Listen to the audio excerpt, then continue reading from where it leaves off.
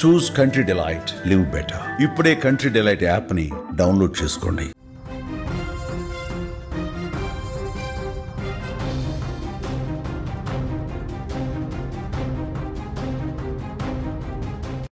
చేవెర్ల మీర్జాగూడ వద్ద జరిగిన RTC bus ప్రమాదంలో తాజాగా అందులో ప్రయాణించినటువంటి ప్రయాణికుల వివరాలు ఒక్కొక్కటిగా బయటకు వస్తున్నాయి.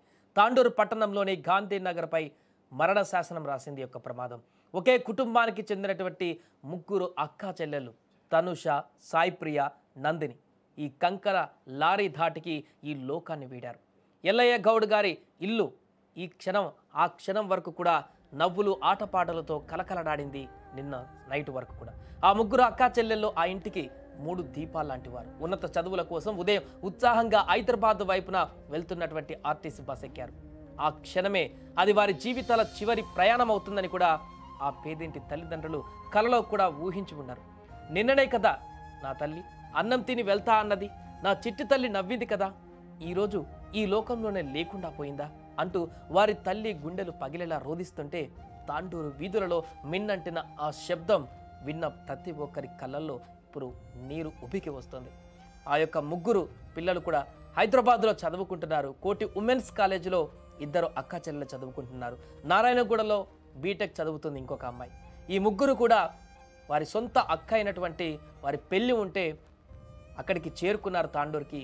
పెళ్లి తర్వాత మరలా హైదరాబాద్కు వచ్చిన తర్వాత మరలా నిన్న 2 రోజుల క్రితము మళ్ళీ ఇంటికి రావాలని అక్కడ పేరెంట్స్ అంటే తండ్రి వాళ్ళ అమ్మ పిలిచినట్టుగా చెప్తున్నారు.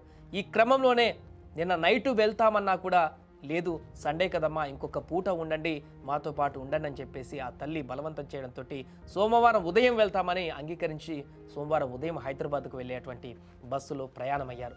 కానీ ఆ ప్రయాణమే వారికి చివరి ప్రయాణంగా మారుతుందని ఊహించలేదు. వారి కుటుంబాన్ని మొత్తం కూడా చిన్నాభిన్నం చేస్తుందని కూడా ఊహించలేదు.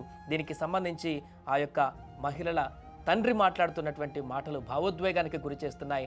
ఆయన ఆవేదనతో మాట్లాడుతున్నటువంటి తీరు అక్కడ ఉన్నటువంటి వారందరినీ కూడా కళ్ళు చెమ్మగిల్లేలా చేస్తున్నాయి. ఒకసారి ఆయన ఏం మాట్లాడారో చూద్దాం.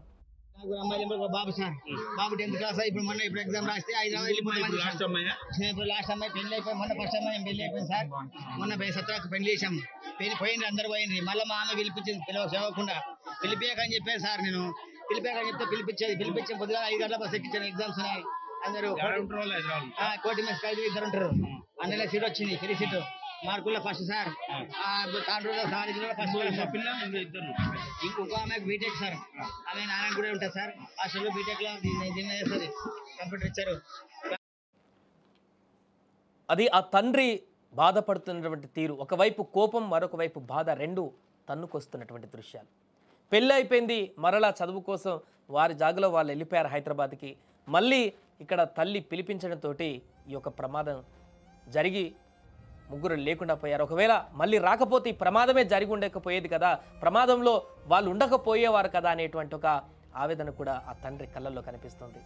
పెళ్ళి అయిపోయిన తర్వాత మరలా చదువు కోసం అటు పోయిన తర్వాత నిన్న మొన్న ఆ తల్లి మరలా పిలిపించిందంట. నేను అప్పటికీ వద్దని చెప్పాను, వినలేదు, ఆయన కూడా తల్లి పిలిపించింది, తెలియకుండా వారు వచ్చారు ఇక్కడికి అని చెప్పేసి ఆ తండ్రి చెప్తున్నటువంటి మాటలు ఒకవైపు ఆయనలో ఉన్నటువంటి బాధ, మరొక వైపు కోపం, 2 కూడా ఎట్ ఏ టైం తన్నుకు వచ్చేటువంటి సందర్భాన్ని గుర్తు చేస్తున్నా. ఏదేమైనా కూడా ఆ కుటుంబాన్ని మొత్తం కూడా ఒక్కసారిగా ఈ ప్రమాదం చిన్నాభిన్నం చేసింది. ఒకరు కాదు, ఇద్దరు కాదు, 3 బిడ్డలని కోల్పోయారు ఆ తల్లిదండ్రులు ఒకే ఒక ప్రమాదంలో. ఇంకా మొత్తం 5 సంతానం వారికి, 4 అమ్మాయిలు, ఒక అబ్బాయి 10th క్లాస్ చదువుతున్నాడట. మిగతా 4 మొన్న ఒక పెద్ద అమ్మాయి పెళ్ళి అయింది. ఆ అమ్మాయి పెళ్లి కోసమే ఈ 3 అక్కడికి వచ్చారు. మనకు ఫోటోలో కనిపిస్తున్నటువంటి ఆ ఫోటో కూడా ఆ పెళ్లిలో తీసుకున్నటువంటి ఫోటో. చాలా ఆనందంగా, కోలాహలంగా ఆ పెళ్లిలో పాల్గొని తన అక్క పెళ్లిని పూర్తిగా కంప్లీట్ చేసే వరకు ఉండి ఆ యొక్క పెళ్లిలో పాల్గొని సంభ్రమాశ్చర్యాలు ముగిసిన తర్వాత అక్కడి నుంచి తిరిగి మరలా హైదరాబాద్కు వెళ్ళిన తర్వాత మరలి ఇక్కడ రిటర్న్ వచ్చిన తర్వాత ఏర్పడినటువంటి ప్రమాదంలో అసువులు బాశారు. ఈ యొక్క 3 మహిళలు కూడా, ఈ యొక్క యువతులు కూడా, ఒకరు డిగ్రీ ఫస్ట్ ఇయర్ చదువుతున్నారు, డిగ్రీ సెకండ్ ఇయర్ ఇంకొక అమ్మాయి చదువుతుంది, MBA ఇంకొక అమ్మాయి చేస్తుంది అని చెప్పేసి కూడా చెప్తున్నారు. ఏదేమైనా అక్కడ ఒకే కుటుంబంలో 3 అమ్మాయిలు కోల్పోవడం అనేది ఇప్పుడు ఆ కుటుంబాన్నే కాదు, ఆ ప్రాంతంలో ఉన్నటువంటి స్థానికులందరూ కూడా తీవ్ర దిగ్భ్రాంతికి గురి చేసింది, తీరని శోకాన్ని మిగిల్చింది ఆ కుటుంబానికి. ఇది ఎవరికి పూర్తిగా వర్ణించలేనటువంటి బాధగా చెప్తున్నారు. ఒకే కుటుంబంలో 3 బిడ్డల్ని కోల్పోవడం అంటే అసలు ఏ తల్లిదండ్రులు కూడా తట్టుకోలేనటువంటి అంశంగా చెప్తున్నారు. ఈ దారుణమైనటువంటి ప్రమాదంలో అన్ని కుటుంబాల కంటే కూడా ఎక్కువ తీవ్ర శోకాన్ని మిగిల్చినటువంటి ఘటన అయితే వీరికి అని చెప్పొచ్చు.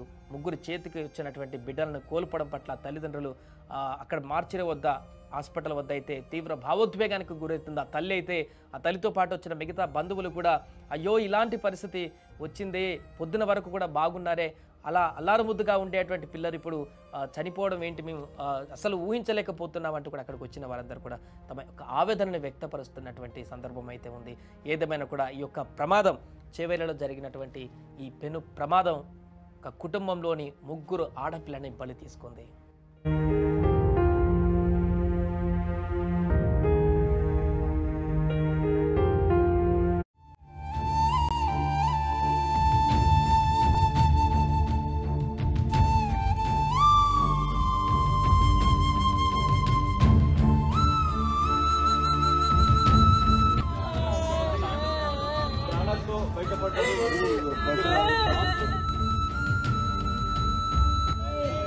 ఎట్లా